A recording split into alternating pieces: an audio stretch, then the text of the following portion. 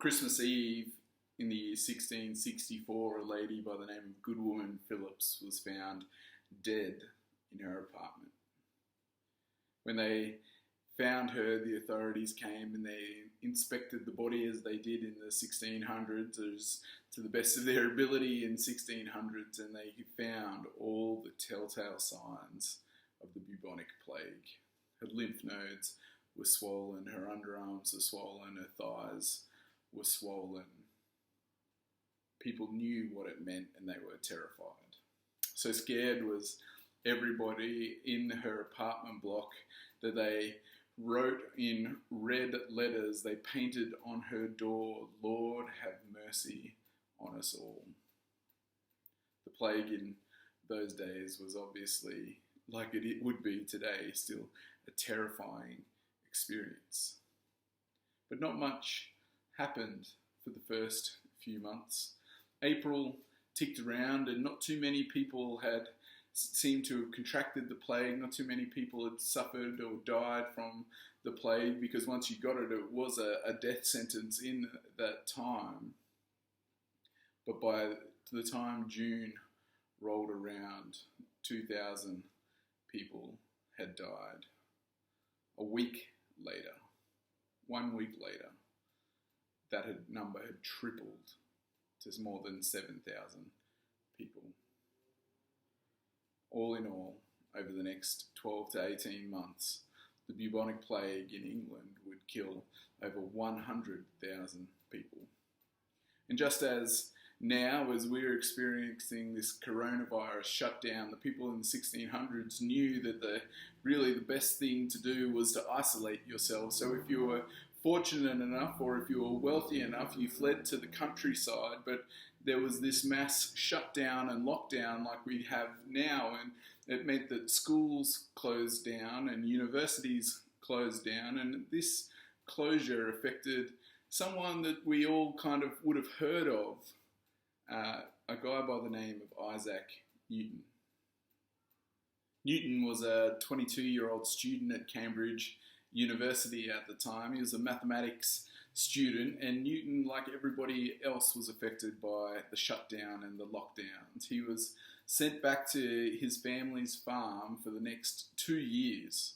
And during this 2 years, Newton would spend his days, he would later claim, to be reading, in isolation, in thinking, in writing, in processing all the wonders of the world.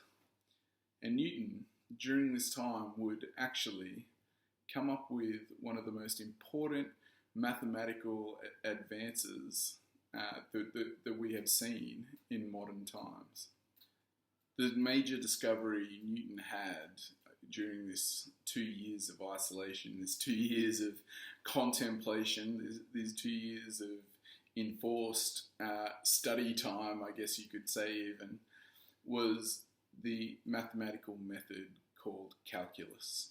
It's simply a method that helps us understand how numbers change in value, and it helps us understand the process of the changing in value. But this, something that seems reasonably simple on the outset, has been used in all manner of scientific fields. It's used in engineering, in medicine, in biology, even in the social sciences with statistics.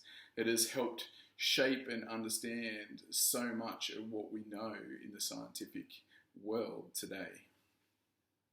Newton would go on to say that if he didn't have this time in thought, if he didn't have this time separated from his school, if he didn't have this time separated from his colleagues and the great institution of learning that Cambridge University is, he doesn't think that he would have discovered the method that he needed to for calculus.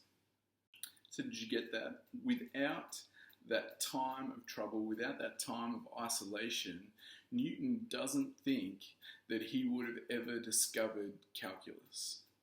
The flow-on negative consequences of that for us today and our society today and scientific advancement over the last 300 years would be innumerable.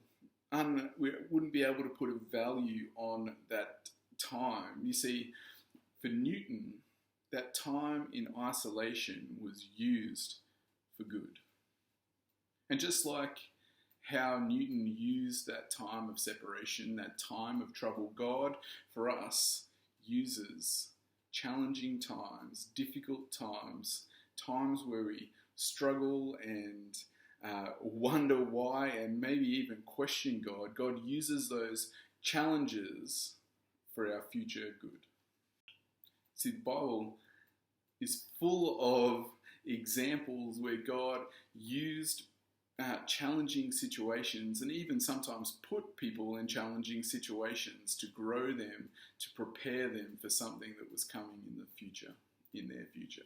We have Abraham being told to leave the comfort of his home in Babylon, to leave the comfort of his family, to go away off to a foreign, strange land, to where God could prepare him and make him the founder of his people. We have Joseph being sold into slavery and imprisoned unlawfully or unfairly, and having a time of isolation and contemplation and neglect where God could use him and prepare him for a future good.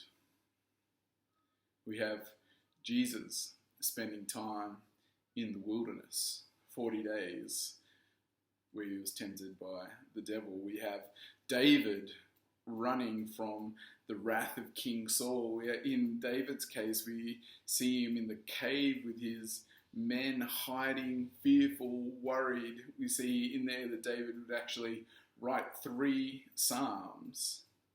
And when they came out of that cave, David and his men would be known as David and his mighty men. We see Paul, the apostle to the Gentiles, spend the vast majority of his ministry behind bars. Yet where would we be as a church today without the Apostle Paul and his ministry?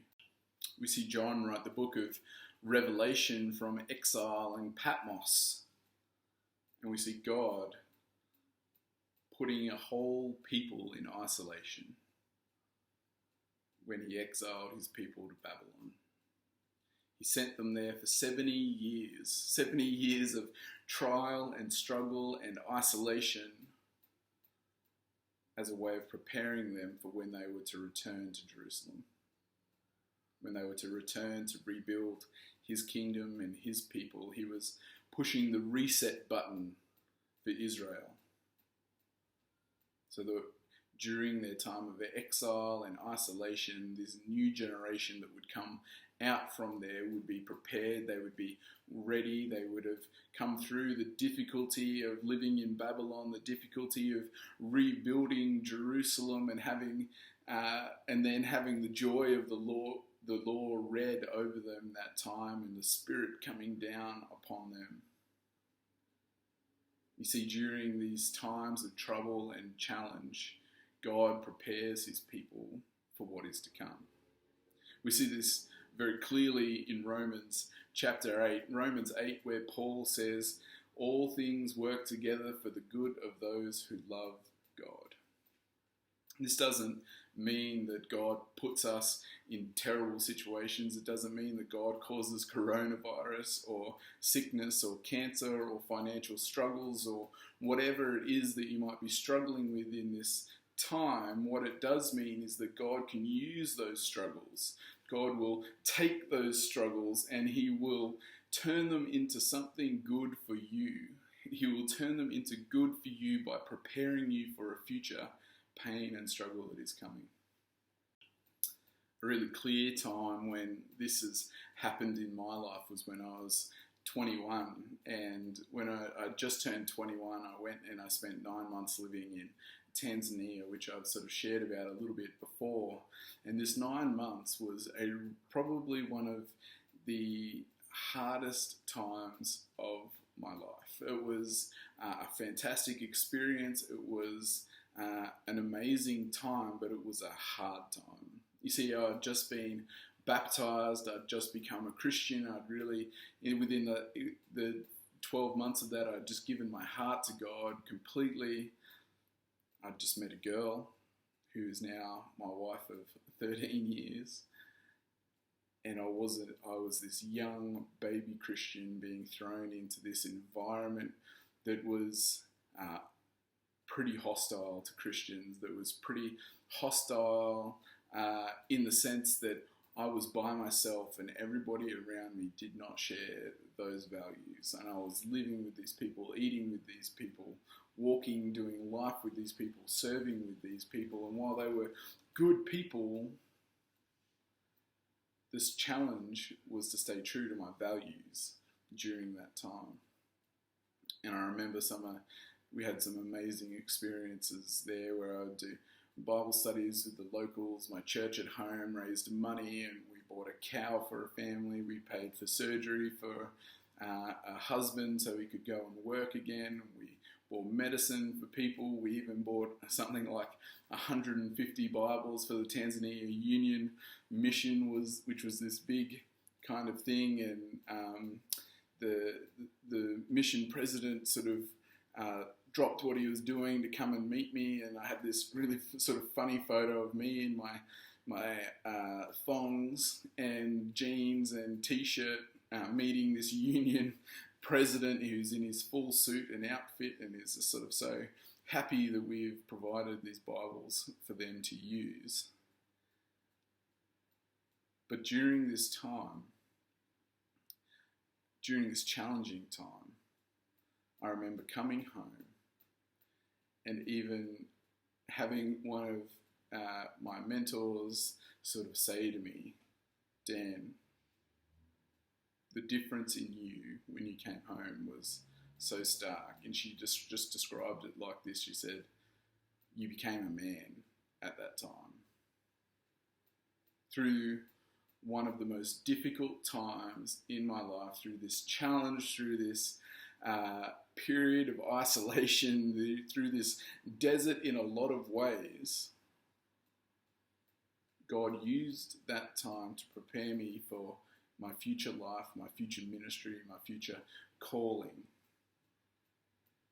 by making me the person that I am today.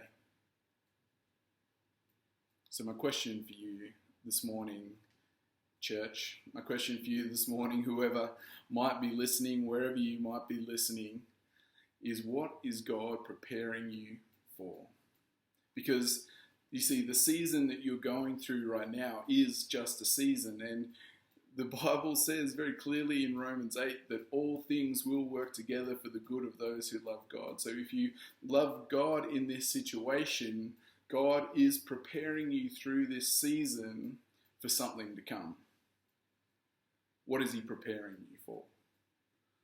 Look for it, lean into it, embrace it, grab onto him. Because by grabbing onto him, he's preparing you for something that you might not have your wildest dreams known for or set on for. Because it is true when the word says that all things work together for the good of those who love God. It might be hard to see now, but that the eyes to see are coming. God is preparing you for something right now in this season, whether you're going through good times or bad. Lean into him, because during this season, God will use you in the season to come. So church, lean into where you are, grow where you are, because God is going to use this time to grow you, to give you experience for good in the coming days.